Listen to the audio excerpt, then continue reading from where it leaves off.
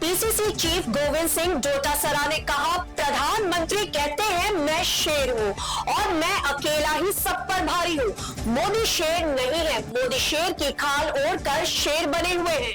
उन्होंने भाजपा पर आरोप लगाते हुए कहा कि वह कांग्रेस प्रत्याशियों को डरा रही है। बुधवार को वह सीकर के इंदिरा गांधी भवन जिला कांग्रेस कार्यालय में पहुंचे थे। डोटासरा इंडिया अलायंस गठबंधन में सीकर लोकसभा सीट से माकपा प्रत्याशी कॉमरेड अमराराम के समर्थन में आयोजित कांग्रेस माकपा की सभा को संबोधित करने के लिए सीकर आए थे। उन्होंने मीडिया से बात करते हुए कहा, बीजेपी वाले कांग्रेस नेताओं पर ईडी सीबीआई को भेजकर छापेमारी करवा रहे हैं। प्रत्याशियों को भी धमका रहे हैं कि कांग्रेस के प्रत्याशी लोकसभा चुनाव में क्यों खड़े हो गए।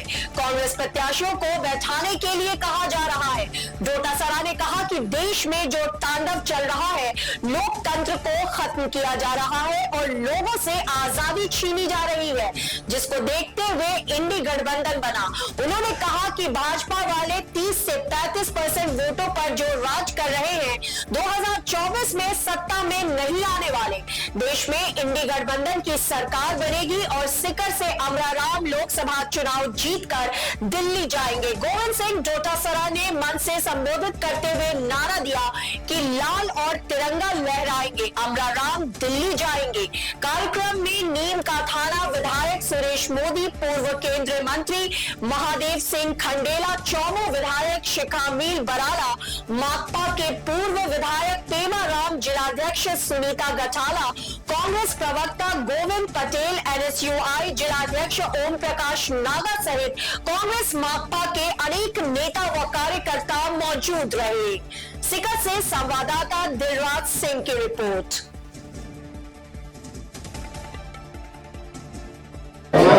मीडिया वो बात नहीं कह सकता जो जनता की आवाज होती है, उसके ऊपर भी पाबंदियां लगा रहे हैं। आपने देखा होगा कि कल परसों केंद्र की सरकार ने एक नोटिफिकेशन निकाला कि सोशल मीडिया पे कोई भी कंटेंट चलेगा, वो एक सरकारी एजेंसी तय करेगी कि वो सही है या वो गलत है। ये तो माननीय उच्चतम न्यायालय का भला हो कि उन्होंने उसके ऊपर रोक लगा दी, वरना आप जितने भी मीडिया वाले बैठे हो, आप कोई भी कंटेंट्स नहीं चला सकते, कोई बात अपने विचार नहीं लिख सकते थे, नहीं रख सकते थे। और जिस प्रकार से चुनी हुई सरकारों को गिराने का षड्यंत्र 10 साल से चल रहा है, लोगों की खरीद फरोख्त चुने हुए जनप्रतिनिधियों की चल रही है। आज आपने देखा होगा हिमाचल के वो लोग किस प्रकार से राज्यसभा में क्रॉस वोटिंग कर रहे हैं और वो बीजेपी ज्वाइन कर रहे हैं। महाराष्ट्र में सरकार गिराई, मध्य प्रदेश में सरकार गिराई, झारखंड में मुख्यमंत्री को अंदर किया, दिल्ली में केजरीवाल जी को अंदर किया। हमारे नेताओं के यहाँ रोजाना ईडी सीबीआई इनकम टैक्स भेज रहे हैं। तो ये देश में जो तांडव चल रहा है, जो लोकतंत्र को खत्म किया जा रहा है, लोगों को क्रेज किया जा रहा है, आज़ादी छीनी जा रही है, परेशान किया जा रहा है, तो इंडिया गठबंधन बना और इतनी मजबूती के साथ बना है कि ये जो 30, 32, 35% जो वोटों पे राज कर रहे हैं ना, ये इस 2024 में ये सत्ता में नहीं आने वाले हैं। इंडिया गठबंधन की सरकार बनेगी और सीकर से अमराराम जी लोकसभा जीत करके जाएंगे।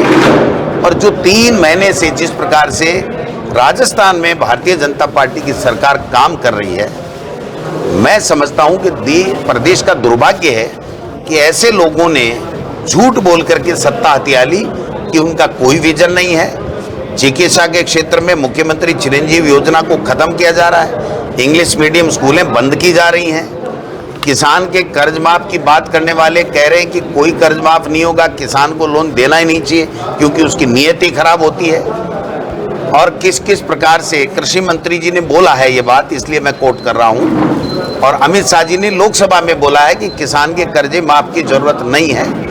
न किसान की आमदनी दुगुनी हुई है, किसान रो रहा है, तड़प रहा है। अपने लिखित समझौते को मनवाने के लिए, इन्हीं के द्वारा किए हुए समझौते को मनवाने के लिए दिल्ली की सड़कों पे बैठा है। उसको आतंकवादी, चोर, डाकू, लुटेरे बताए जा रहे हैं। मीडिया की स्वतंत्रता का हनन किया जा रहा है। सब चीजें वो कर रहे हैं जिससे आगे लोकतंत्र रहे नहीं, चुनाव कराने ही नहीं पड़े और एक छत्र राज हो जाए। कई देश हैं ऐसे जहां पर एक ही व्यक्ति का, एक ही पार्टी का राज रहता है, दूसरा व्यक्ति खड़ा ही नहीं हो सकता और वही लोग जीतते हैं। मैं समझता हूं कि मोदी जी शायद उसी दिशा में इस देश को ले जा रहे हैं। जो विश्व में सबसे शानदार लोकतंत्र है, उस लोकतंत्र को खत्म होने से बचाने के लिए हमारी पार्टी आलाकमान ने मजबूती के साथ गठबंधन किया है।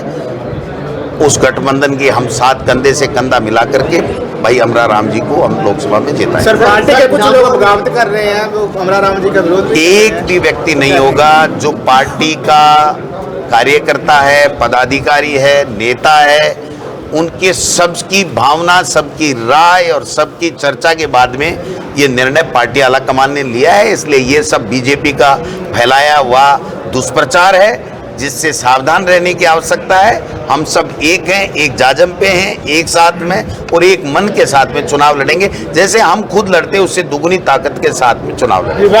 सर नागौर में आरएलपी के साथ क्या समझौता मतलब हो गया या मतलब गठबंधन? देखिए, बाप और आरएलपी दोनों के गठबंधन की बात दिल्ली में चल रही है। पार्टी आलाकमान को फैसला लेना है। जो पार्टी आलाकमान फैसला लेगी उसी तरीके से हम लोग आगे बढ़ेंगे। सर, विपक्ष ठगबंधन कह रहा है गठबंधन को, क्या कुछ नहीं होगा सीकर में, क्या कहेंगे? कौन विपक्ष? विपक्ष भी बीजेपी वाले कह रहे हैं, सांसद जी तो बीजेपी तो ईडी की रेड भी डाल रहे हैं, मुख्यमंत्रियों को भी अंदर कर रहे हैं, एमएलए को भी तोड़ रहे हैं और जो हमारे प्रत्याशी हैं उनको भी टेलीफोन करके धमका रहे हैं कि आप खड़े मत हो, आपने टिकट कैसे ले ली।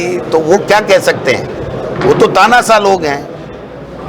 वो तो इस देश के लोकतंत्र को खत्म करना चाहते हैं और हम इस लोकतंत्र को बचा के रहेंगे। हमारी पार्टियों ने, जिन लोगों ने देश को आजाद कराया, वो क्या इनसे क्या डरेंगे? सीताराम लांबा जी ने भी कहा था, ट्वीट किया था। क्या कहा सीताराम लांबा जी ने? खाल पहनने से शेर पता नहीं, तो वो तो मोदी के लिए कह रहे हैं ना। वो तो मोदी के लिए कह रहे हैं ना कि वो कह रहा है मैं शेर हूं, एक अकेला, मोदी सब पे भारी।